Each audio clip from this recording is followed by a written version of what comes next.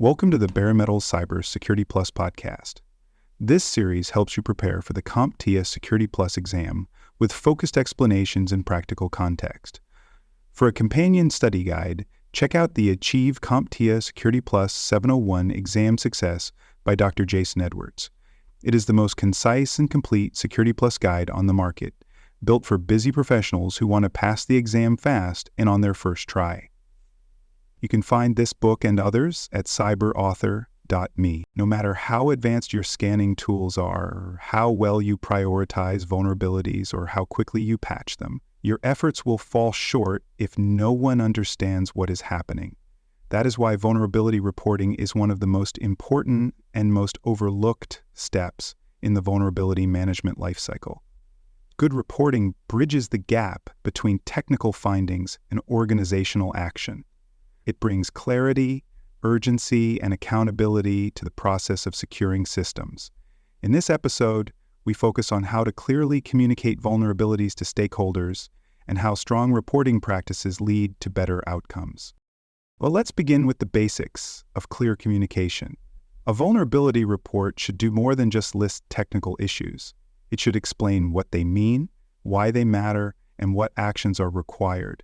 The goal is to translate scan results or analysis findings into language that both technical and non-technical stakeholders can understand and act upon. When communicating vulnerabilities, consider your audience. System administrators need technical detail, specific file paths, affected components, and remediation steps. Business leaders need impact summaries, how the vulnerability affects operations, data, reputation, or compliance. Executives may also need metrics, how many critical issues exist, how long they've been open, and what progress is being made. Tailoring your message ensures that everyone receives the right level of information without getting overwhelmed or confused. Every vulnerability report should include several core elements. Start with a unique identifier, such as a common vulnerability enumeration number if available. Include a clear description of the vulnerability, what it is, how it works, and which systems or applications are affected. Provide a severity rating using the Common Vulnerability Scoring System, and note whether exploits are known or if the issue is theoretical. Then, most importantly, include recommended remediation actions. Be specific. Tell the reader what patch to apply, what configuration to change, or what control to implement. Vague recommendations lead to confusion and delays. Effective vulnerability reporting also includes tracking and documentation. Vulnerabilities do not exist in isolation. They move through a life cycle. First, they are discovered, then confirmed, then prioritized, remediated, verified, and closed. Your reporting should reflect that life cycle. Track each vulnerability with a status field, such as open, in progress, pending verification, or resolved. Include timestamps to document when the vulnerability was discovered, when it was assigned, and when it was fixed. This tracking process supports accountability. If a vulnerability remains unresolved for an extended period, reports should highlight that fact. If remediation is delayed due to a business need or operational constraint, the report should include that context.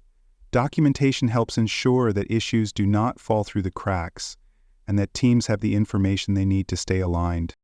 Using a centralized tracking system, such as a vulnerability management platform, ticketing system, or security dashboard, helps standardize reporting and makes it easier to share updates across departments. These systems also support trend analysis. Over time, organizations can review past reports to see which vulnerabilities recur, which systems are most at risk, or where response times are lagging. Let's consider a practical example. A financial services company discovers a critical vulnerability in one of its customer-facing applications. The vulnerability is assigned a Common Vulnerability Scoring System score of 9.1 and has a known exploit available. The security team creates a detailed report that includes a summary for leadership, technical details for the development team, and a mitigation timeline that includes expected milestones. Weekly reports are shared with stakeholders until the vulnerability is fully resolved and verified. Because communication was clear and structured, the issue was remediated quickly, and leadership remained informed without needing to chase updates. In another case, a hospital's IT department detects multiple medium-severity vulnerabilities during a routine scan. Instead of dumping the results into a spreadsheet, the security lead groups the vulnerabilities by system owner, adds remediation guidance, and assigns each issue in the ticketing system. A monthly report highlights trends such as the average time to resolve issues or the number of open vulnerabilities per department. This reporting method helps department heads prioritize fixes and gives executives a high-level view of the organization's overall risk posture. Reporting also plays a key role in post-incident reviews. If a breach occurs, one of the first questions leadership will ask is whether any known vulnerabilities were involved. Strong documentation allows security teams to quickly show which vulnerabilities were discovered, how they were handled, and where improvements are needed. In some cases, this documentation can reduce liability or support regulatory compliance. On the flip side, poor reporting can cause real harm. If vulnerabilities are communicated without urgency or context, teams may ignore them. If reports are filled with jargon or lack clear instructions, remediation efforts may stall. If tracking is inconsistent, no one will know which issues are still unresolved. In these cases, the real problem is not the vulnerability, it's the failure to act on it. Good vulnerability reporting is also about tone. Avoid blame. The purpose is not to shame teams for having vulnerabilities, but to inform and empower them to fix those issues quickly. Emphasize partnership. Frame vulnerabilities as shared risks and solutions as shared wins. When teams feel supported rather than targeted, they are more likely to engage and follow through. Let's explore one more example. A government agency performs quarterly vulnerability assessments across its departments. Instead of issuing a single technical report, the security team produces a 3-layered document: an executive summary, department-specific dashboards, and a full technical appendix. Each department receives only the sections relevant to its systems, along with customized guidance and support contacts. Over time, this approach leads to faster remediation, better engagement, and measurable risk reduction across the organization. To summarize, effective vulnerability reporting ensures that technical findings become actionable plans.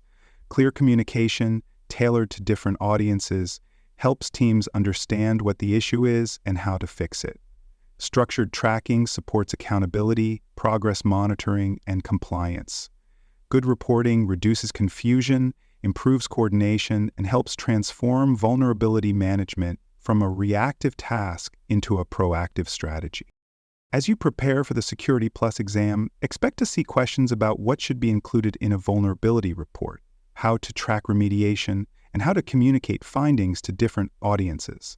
Be ready for scenarios where you must identify gaps in reporting or recommend improvements. Review terms like status tracking, severity rating, remediation summary, and escalation process. These are all relevant in both multiple choice and performance-based questions.